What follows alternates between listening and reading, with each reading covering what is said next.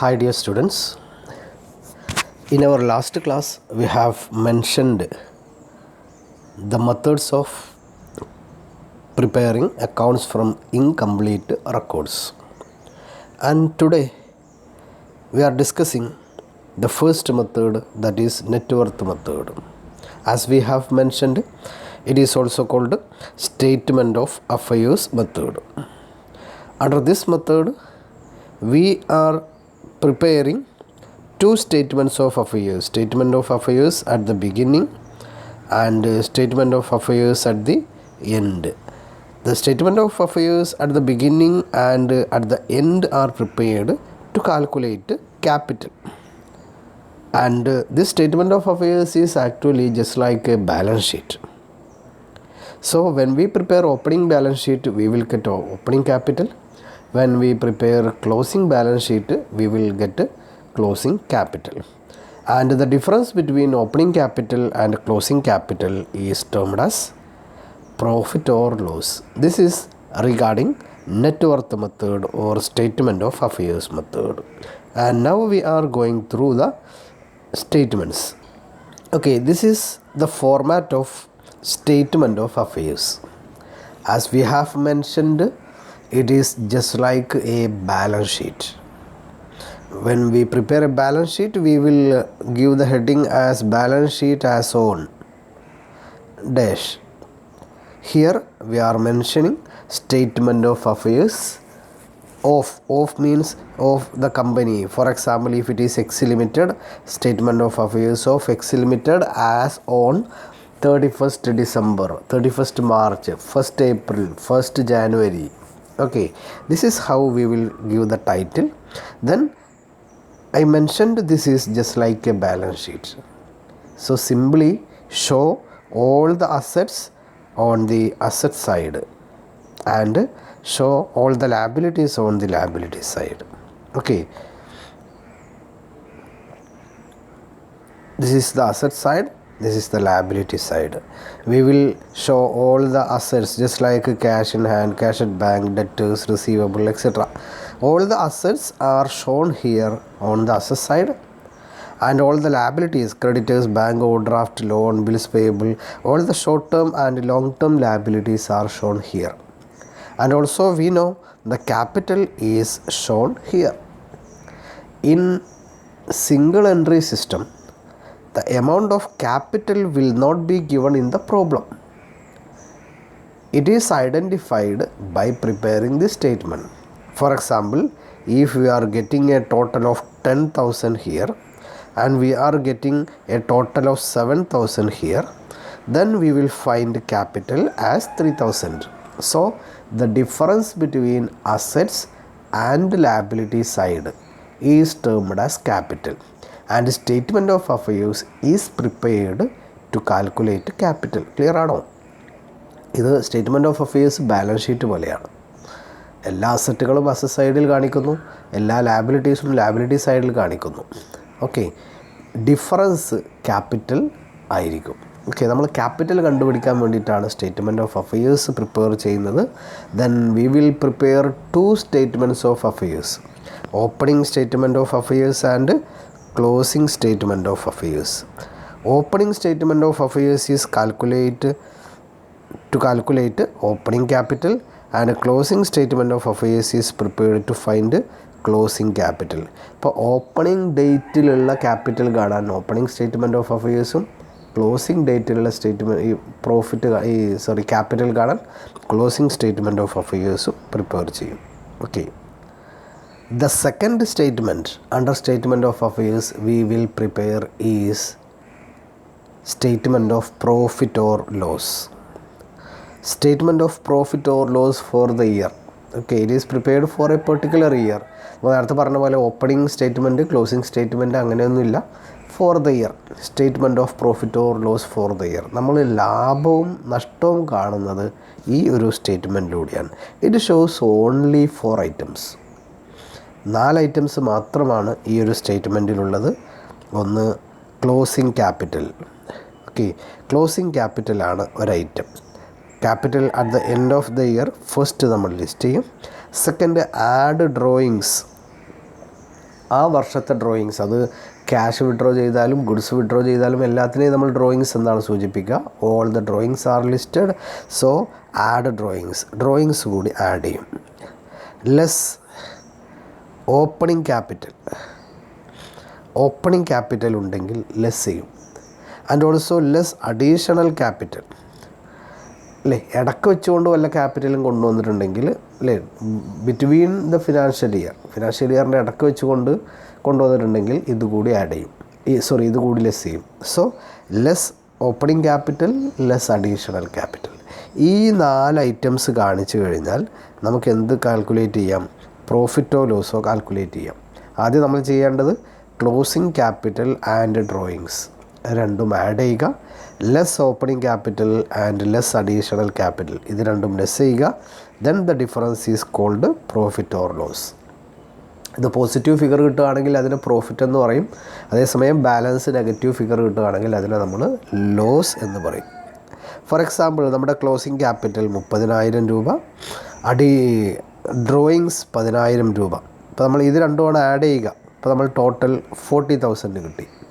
Less opening capital, ഇതാണ് capital at the beginning. Opening capital ഒരു 10,000 ആണ്. അഡീഷണൽ ക്യാപിറ്റൽ ഒരു 5,000 ആണ്. ഇങ്ങനെയാണെങ്കിൽ opening capital, additional capital total 15,000 less ചെയ്യുന്നു. ബാലൻസ് 25,000. ഈ 25,000-നെയാണ് നമ്മൾ പ്രോഫിറ്റ് എന്ന് ഡിനോട്ട് ചെയ്യുക. അപ്പോൾ പ്രോഫിറ്റ് കാൽക്കുലേഷൻ എന്ന് പറഞ്ഞു കഴിഞ്ഞാൽ സിംപിളി ഈ ഒരു 4 items statement of profit or ലോസിൽ കാണിച്ചുകൊണ്ടാണ്. ഈ 4 ഐറ്റംസിൻ്റെ പ്രത്യേകത, capital at the end, closing capital, ഇത് നമ്മുടെ ക്വസ്റ്റ്യനിൽ തന്നിട്ടുണ്ടാവണമെന്നില്ല. പകരം it is calculated by preparing closing statement of affairs.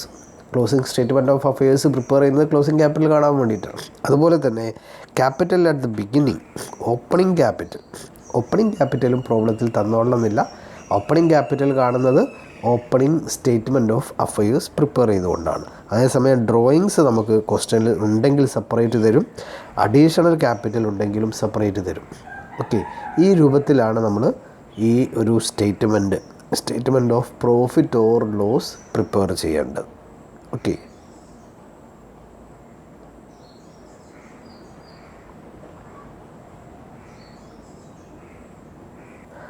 ഈ സ്റ്റേറ്റ്മെൻറ്റ് ഓഫ് പ്രോഫിറ്റ് ഓർ ലോസിനെ ഒന്നുകൂടി ഡീപ്പായി നമ്മൾ മനസ്സിലാക്കുകയാണെങ്കിൽ എന്തൊക്കെയാണ് നമുക്ക് സൂചിപ്പിക്കാം? അപ്പോൾ ഫോർ എക്സാമ്പിൾ ഞാനൊരു എക്സാമ്പിൾ കൂടി പറയാം.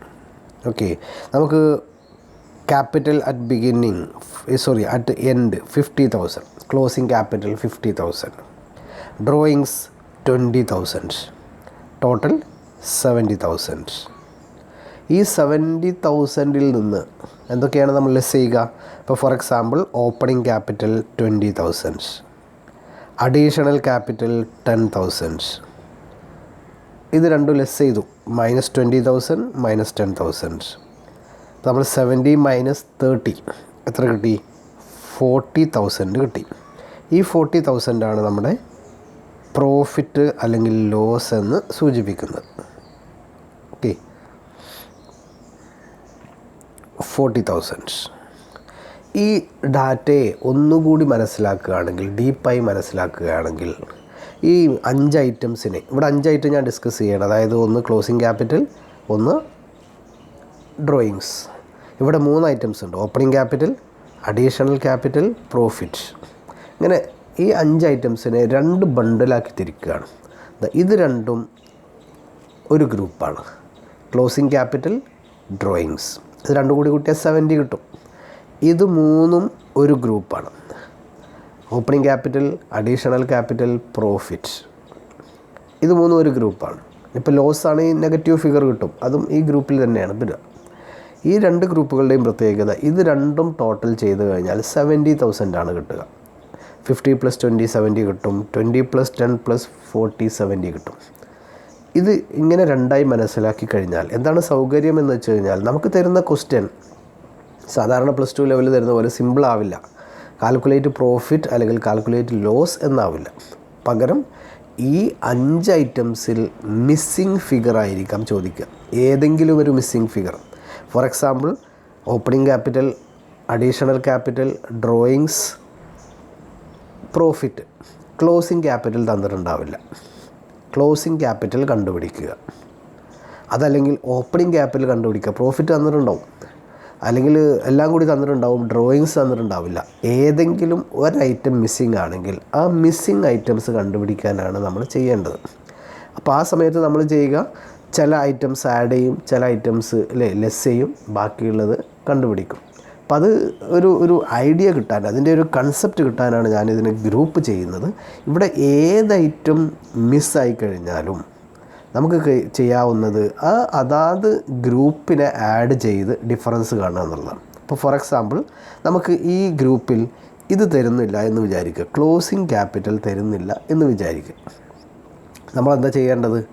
നമ്മുടെ ക്ലോസിംഗ് ക്യാപിറ്റലിൻ്റെ ഓപ്പോസിറ്റ് ഗ്രൂപ്പ് ആഡ് ചെയ്ത് നോക്കുക. ഏതൊക്കെയാണ്? Opening capital, additional capital, profit. ഇത് മൂന്നും കൂടി ആഡ് ചെയ്ത് കഴിഞ്ഞാൽ നമുക്ക് എത്ര കിട്ടും? 70 കിട്ടും. ഇതിൽ നിന്നും ക്ലോസിംഗ് ക്യാപിറ്റലിൻ്റെ ഗ്രൂപ്പിൽ ഇനി ഏത് ഐറ്റമാണുള്ളത്?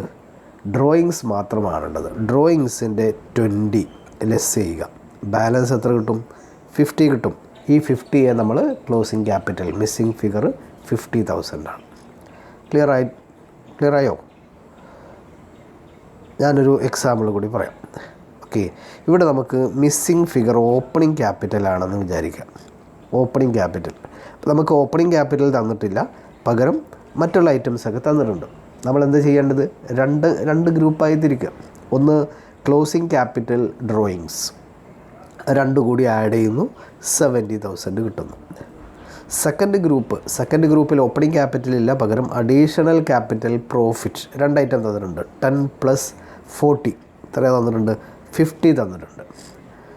ഈ 50 ലെസ് ചെയ്യുക, ബാലൻസ് ഡിഫറൻസ് വരിക 20,000 ആണ്. ഈ 20,000 ആണ് നമ്മുടെ opening capital.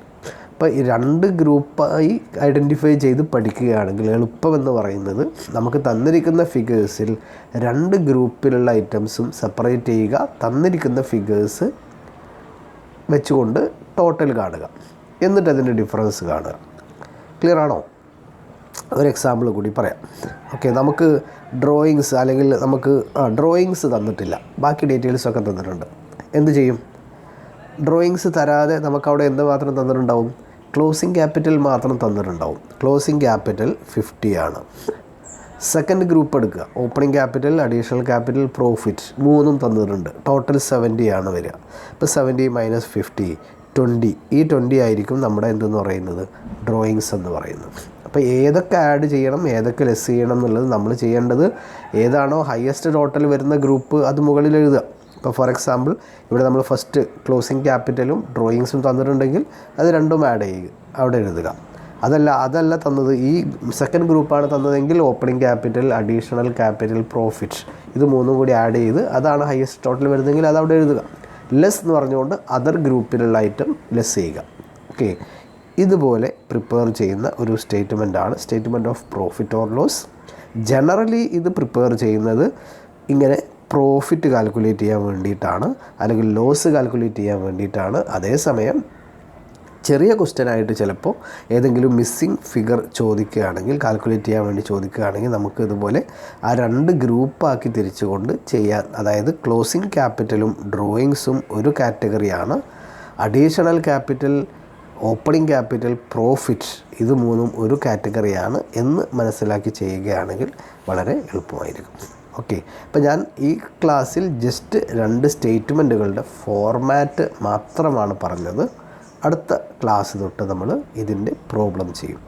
Okay, thank you very much.